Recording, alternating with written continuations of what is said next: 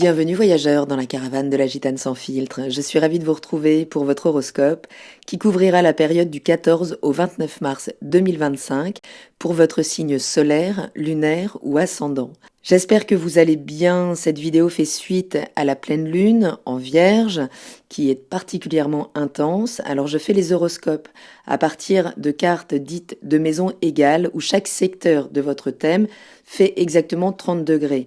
Donc il peut être intéressant de monter votre propre thème pour réajuster aux bons secteurs qui peuvent bouger en fonction de votre lieu de naissance. Donc je vous affiche le lien direct pour accéder au petit tutoriel sur ma chaîne pour pouvoir monter votre thème gratuitement. Donc dans un premier temps, on va d'abord regarder justement quel axe impacte la pleine lune pour votre signe. Et dans un deuxième temps, nous verrons l'évolution de la lune qui va continuer de franchir les étapes signe par signe jusqu'à la prochaine nouvelle lune en bélier qui annoncera le printemps. Cette pleine lune est particulièrement puissante, c'est une éclipse. Ce sont des moments où il faut être vigilant à ne pas exercer une fascination trop importante concernant ces phénomènes qui peuvent s'avérer être des portails énergétiques importants. Faut-il encore en connaître la nature?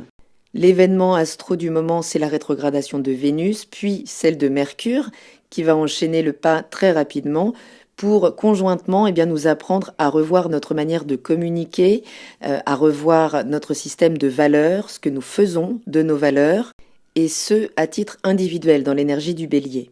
Si vous êtes scorpion, ascendant scorpion, ou si vous avez la lune dans le signe du scorpion, la pleine lune du 14 mars va activer l'axe 11-5 de votre thème. Le soleil est en maison 5, secteur de l'expression personnelle, des plaisirs, de la créativité, de la romance. Il est conjoint à Saturne, Neptune et au nœud nord en poisson, rien que ça, et il fait face donc à la lune dans le secteur 11 qui vient éclairer vos besoins en termes de reliance, que ce soit dans vos réseaux amicaux, sociaux ou collaboratifs. Donc cette pleine lune, elle met en tension vos aspirations individuelles et vos engagements collectifs ou vos projections idéales à long terme. Vous ressentez peut-être un besoin de vous affirmer pleinement, mais vous pourriez vivre certaines contraintes sociales, relationnelles, qui pourraient freiner votre expression en fait. Saturne et Neptune en maison 5 vous demandent de clarifier ce que vous voulez vraiment créer, comment vous souhaitez l'exprimer. Donc ça peut être dans le cadre d'un projet artistique, d'une romance, d'une aventure personnelle qui pourrait être soumise là à des délais, des tests ou des ajustements qui pourraient être nécessaires. La lune conjointe au nœud sud dans votre secteur 11 indique que vous devez vous libérer d'anciennes affiliations sociales, donc entendez réseaux amicaux, des projets dépassés, des collaborations qui ne correspondent plus à votre évolution, à qui vous êtes aujourd'hui.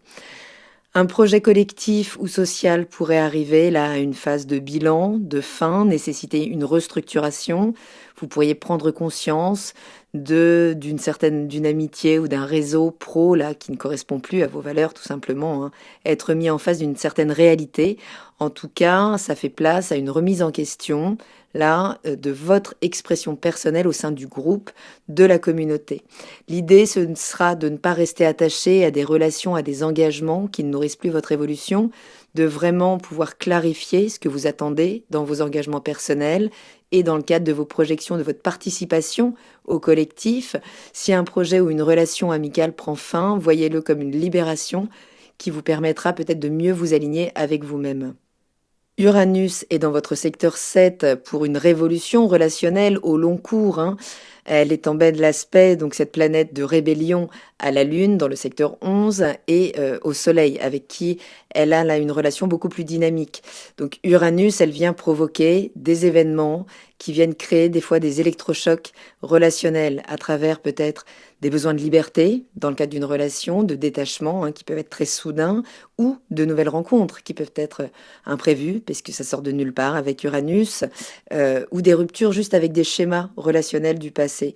Donc vous pourriez être amené à revoir certains engagements, qu'ils soient donc personnels ou professionnels, soit dus à l'intervention d'un bouleversement, d'un événement extérieur qui vous demande de réajuster les choses, soit juste par une prise de conscience soudaine. Ça pourrait vraiment être un éclairage important.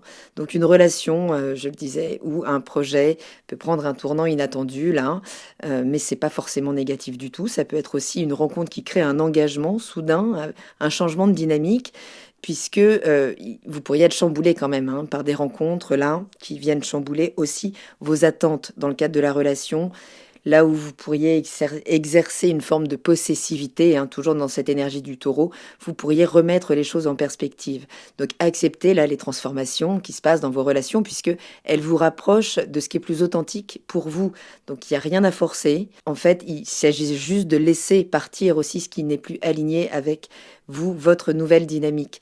Donc voilà, en restant ouvert, eh bien, à de nouvelles justement dynamiques dans votre manière d'interagir avec les autres. Mars est dans votre secteur 9, secteur qui parle d'une expansion, d'une évolution personnelle. Alors c'est toujours une expansion horizontale dans ce secteur, donc que ce soit dans le cadre de la pensée, des connaissances, de la philosophie de vie, des croyances, mais ça peut parler d'expansion de territoire aussi, d'expatriation. Donc Mars dans ce secteur vous pousse à explorer, à apprendre à élargir toujours mieux vos horizons, sans que ce soit trop sur le coup de l'impulsivité, mais que ce soit issu d'une motivation réelle, hein, parce que Mars a été creusé dans sa rétrogradation. Mais là, vous pourriez ressentir vraiment un besoin d'un ailleurs, donc de changer de cadre, de changer ou d'entreprendre peut-être de nouveaux apprentissages pour vous projeter différemment dans le cadre social. En tout cas, il pourrait y avoir une tension entre vos désirs d'évolution, la personnelle, et les obligations qui pourraient encore vous retenir. Donc ne laissez pas la peur ou l'attachement à l'ancien là, freiner ce qui pourrait être amené, être offert dans votre vie. Écoutez votre intuition. Si vous ressentez l'appel de nouveauté, d'un nouveau projet, explorez-le. Vraiment, acceptez là que la croissance peut impliquer parfois de lâcher certaines sécurités illusoires. Je vous invite à prendre de quoi noter si vous souhaitez noter les moments clés de cette lune qui va continuer son évolution à travers les différentes énergies du zodiaque, donc à partir de la Vierge jusqu'au Bélier où elle rejoindra le Soleil, pour une nouvelle lune annonçant le printemps. Donc le 15 mars, la Lune entre dans l'énergie de la Balance dans votre secteur 12 et elle vient s'opposer à Vénus qui est rétrograde en Bélier dans votre secteur 6. Donc la Lune en maison 12, c'est toujours un moment d'introspection, de mise en retrait de l'agitation, du quotidien, le retrait pour pouvoir finalement explorer mieux nos schémas inconscients. Vénus qui est rétrograde dans le secteur 6 vient questionner votre gestion de votre valeur au quotidien, hein, comment vous gérez que ce soit votre patrimoine matériel, mais également comment vous gérez vos moyens de subsistance. Ça peut également ramener des situations hein, de l'ancien, donc que ce soit un ou une ancienne partenaire sentimentale. En tout cas, cette opposition, elle vient mettre en tension là ce qui vient se passer au quotidien, qui peut déclencher eh bien, un besoin de repos, une envie aussi, un d'isolement par rapport aux obligations du quotidien, amener une prise de conscience sur une habitude, une routine qui a pu devenir toxique, qui peut être en lien avec la séduction au travail aussi. Mais ça peut juste parler d'une fatigue intense qui vous pousse vraiment à revoir votre équilibre travail-repos. Donc prenez du recul pendant ces 2 jours avant de vous imposer des nouvelles responsabilités. Observez, soyez à l'écoute de ce qui vous épuise réellement, que ce soit mentalement, émotionnellement ou physiquement, pour pouvoir réévaluer vos engagements et ajuster votre rythme si nécessaire. Le 16 mars, Mercure rétrograde à son tour pour rejoindre Vénus, donc dans cette énergie du Bélier, dans votre secteur du quotidien. Cette double rétrogradation, là, dans ce secteur, va venir vraiment vous amener à remettre en question votre manière de communiquer, votre manière d'organiser vos finances au quotidien, voire de communiquer votre séduction sur le terrain du travail. Ça peut amener une forme de confusion. Attention aux erreurs administratives, aux malentendus, aux mails qui partent pas, à la communication qui se fait pas de manière fluide. Donc ça peut ramener la possibilité de revenir aussi sur d'anciens problèmes ou un projet laissé de côté là qui pourrait revenir sur la table. Ça peut amener toute forme de ralentissement ou des incompréhensions sur ce qui doit être revu dans la gestion des tâches quotidiennes.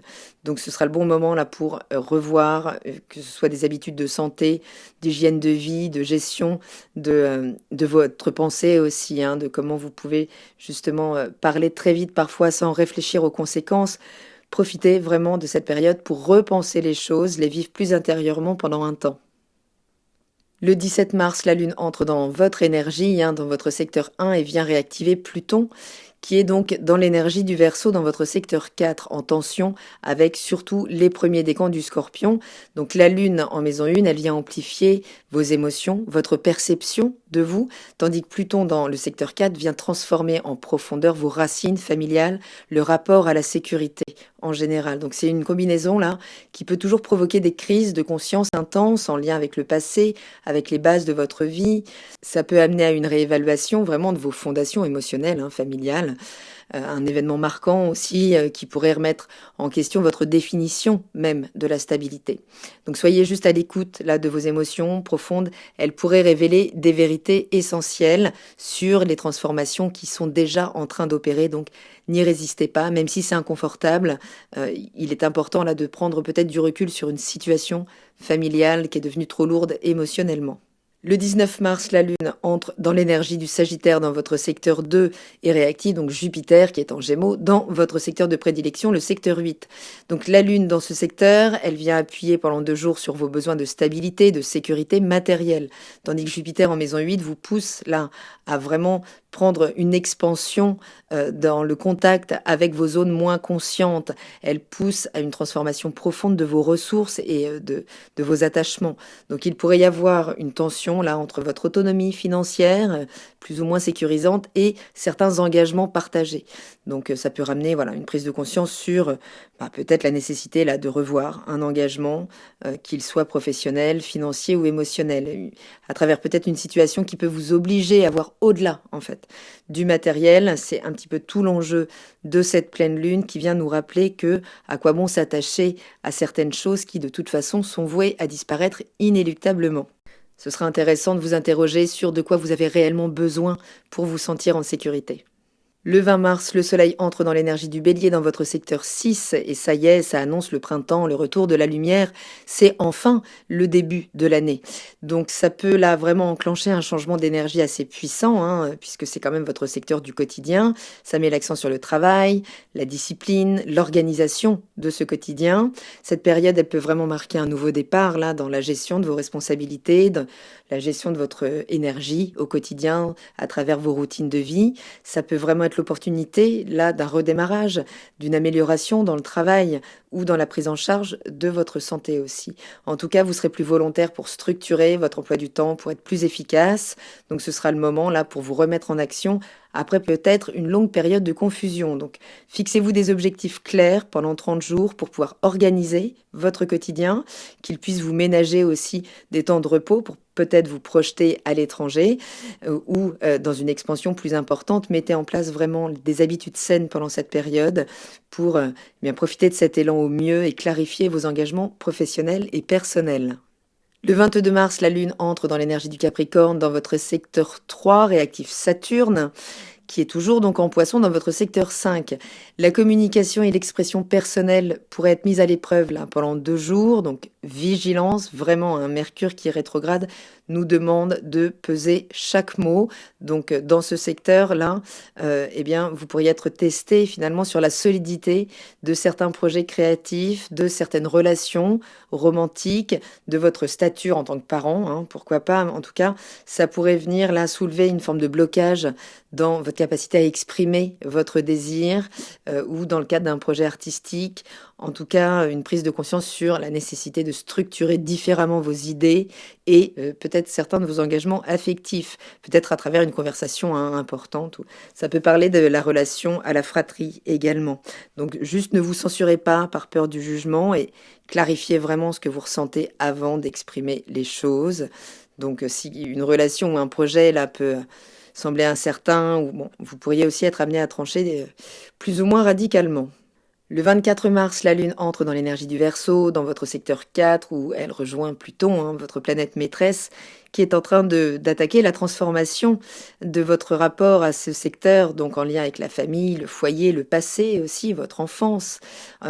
Uranus, dans le secteur 7, vient bousculer les schémas relationnels établis. Donc ça peut être un moment là pour réajuster une relation. Vous pourriez vivre une révélation, peut-être dans le cadre de la sphère familiale, qui vient modifier une dynamique déjà existante. Ça peut marquer vraiment un temps fort, un tournant peut-être radical dans la gestion d'un engagement personnel.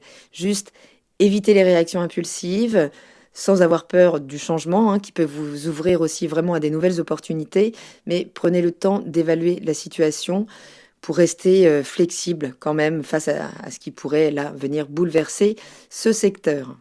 Le 26 mars, la Lune entre dans l'énergie du Poisson dans votre secteur 5, vient réactiver Neptune, conjointe à Vénus qui rétrograde à nouveau l'énergie du Poisson. Donc il s'agira pendant ces 2 jours d'essayer de regarder de garder en tout cas un regard lucide vraiment sur vos relations, de ne pas vous laisser trop emporter par des idéaux irréalisables. Ça pourrait être un moment de rencontre hein, important, mais vraiment soyez très à l'écoute de votre intuition tout en faisant le tri pour ne pas tomber dans des attentes peut-être irréalistes dans la projection sur l'autre, sur ce qu'il pourrait être, ou dans le cadre de projets artistiques. D'accord? Neptune vient quand même toujours flouter un petit peu la situation, elle amène beaucoup de rêves, beaucoup d'idéal, mais Vénus sera là pour veiller au grain et finalement être à même de faire un tri judicieux entre subtil et réalisme. Le 28 mars, la Lune entre dans l'énergie du Bélier, donc dans votre secteur du quotidien, hein, pour vraiment amorcer cette nouvelle phase là de restructuration peut-être de ce quotidien, de votre rapport peut-être à votre hygiène de vie, à votre santé, quelle qu'elle soit, hein, émotionnelle, mentale, psychologique. Ça peut parler d'un nouveau départ dans le cas de votre activité concrète. Ça peut être un nouvel emploi aussi, hein, ou de nouveaux collègues en tout cas. Ce sera là une phase intéressante pour, eh bien, gérer les choses différemment, tout simplement. Accompagner ce nouveau souffle, cette énergie-là de détermination qui pourrait s'emparer de vous pendant cette période pour instaurer des nouvelles habitudes plus alignées avec vous, peut-être plus saines.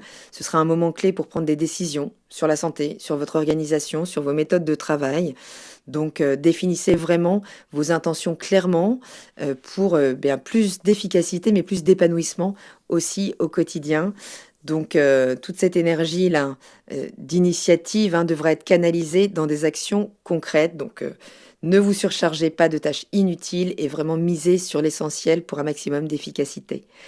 Voilà, voyageurs, j'espère avoir un petit peu éclairci cette période. Portez-vous pour le mieux, je vous embrasse et je vous dis à très bientôt dans la caravane de la Gitane sans filtre. Salut!